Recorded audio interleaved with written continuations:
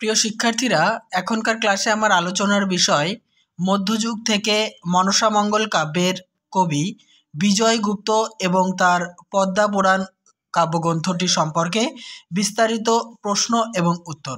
চলো তাহলে দেখে নেওয়া যাক আজকের উল্লেখযোগ্য প্রশ্নোত্তরের ক্লাস বিজয়গুপ্ত এবং তার পদ্মাপুরাণ কাব্যগ্রন্থের ওপরে।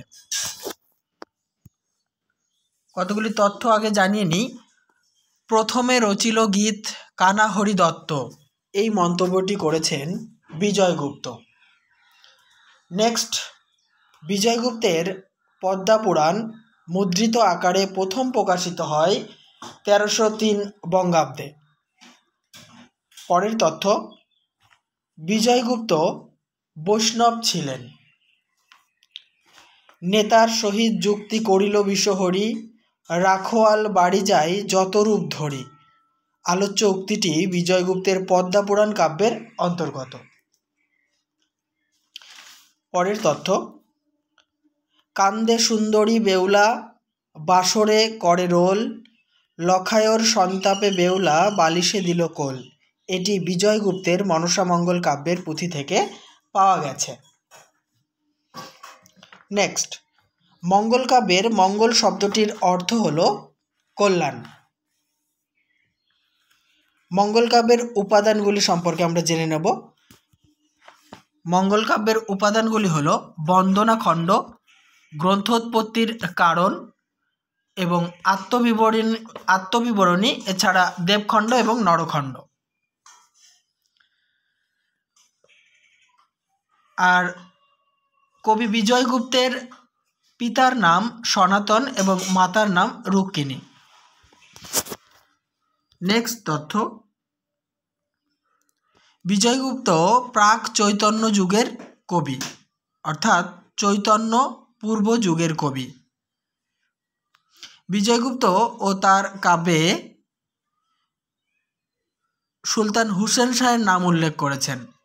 ওটা এক্সট্রা চলে এসেছে টাইপিংয়ের সময়। বিজয়গুপ্ত তার কাব্যে হুসেন শাহের নাম উল্লেখ করেছেন। বিজয়গুপ্তের সর্বাধিক কৃতিত্ব বাস্তব জীবনের নিখুঁত চিত্র অঙ্কন ও চরিত্র চিত্রণের ক্ষেত্রে। 12 নম্বর, বিজয়গুপ্তের পদ্মাপুরাণ কাব্যে তার সমকালীন সামাজিক ও রাজনৈতিক চিত্র সুন্দরভাবে ফুটে উঠেছে। বিজয়গুপ্ত তার কাব্য রচনায় দলবৃত্ত ছন্দের প্রয়োগ করেছেন, এছাড়া 14 মাত্রার পয়ারে মিশ্র কলাবৃত্তের প্রয়োগও লক্ষ্য করা যায়। নেক্সট, বিজয়গুপ্তের রচনাতেই বাংলা কাব্য সাহিত্যে সর্বপ্রথম ছন্দের বৈচিত্র্য লক্ষ্য করা যায়। আশুতোষ ভট্টাচার্য, বাংলা মঙ্গল কাব্যের ইতিহাস, এই উক্তিটি করেছেন বাংলা মঙ্গল কাব্যের ইতিহাসে আশুতোষ ভট্টাচার্য। নেক্সট, বিজয়গুপ্ত যে শতকে বা যে সময়ে আবির্ভূত হয়েছিলেন আনুমানিক 15 শতকের মাঝামাঝি সময়ে। বিজয়গুপ্তের কাব্যের নাম পদ্মাপুরাণ, এটি 1494 খ্রিস্টাব্দে প্রকাশিত হয়। প্রকাশ বরিশাল থেকে 1303 বঙ্গাব্দে সর্বপ্রথম বিজয়গুপ্তের পদ্মাপুরাণ ছাপার অক্ষরে প্রকাশিত হয় প্যারীমোহন দাশগুপ্তের উদ্যোগে। কাব্য রচনাকাল সম্পর্কে একটা সুন্দর শ্লোক আমরা দেখে নেব এরপরে। কাব্য রচনাকাল হুসেন শাহের উল্লেখে অনুমিত হয় 1494 খ্রিস্টাব্দে। কবি বিজয়গুপ্ত জন্মগ্রহণ করেন বরিশাল জেলার আধুনিক গৈলা গ্রামে, আর আগে নাম ছিল ফুল্লশ্রী গ্রাম। বিজয়গুপ্ত পূর্ববঙ্গের কবি। মনসামঙ্গলের সবচেয়ে জনপ্রিয় কবি বিজয়গুপ্ত। দেখো, বিজয়গুপ্তের কাব্য রচনার যে সাল তারিখ আমরা একটা সুন্দর ছড়ার মধ্যে দিয়ে জেনে নেব। ঋতু শশী বেদ শশী পরিমিত শক, সুলতান হুসেন সাহা নিপতি তিলক।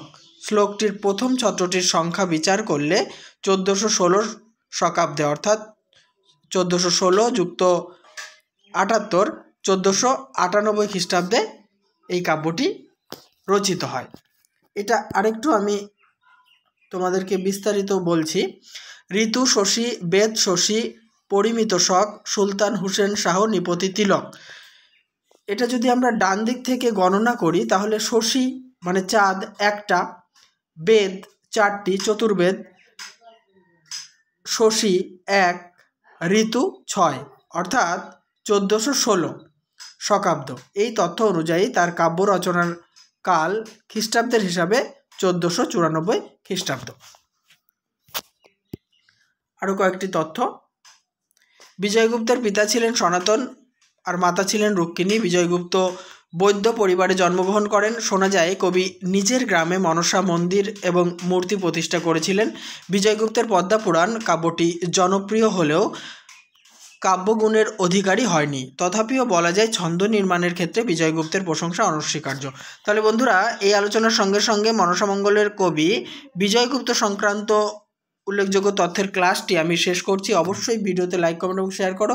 আর চ্যানেলটিতে নতুন হলে সাবস্ক্রাইব করে অল করতে ভুলো না। আর সমস্ত ভিডিও দেখার জন্য আমার চ্যানেলের প্লেলিস্টে চলে যাও, ওখানে সমস্ত ফোল্ডারগুলি তোমরা পেয়ে যাবে।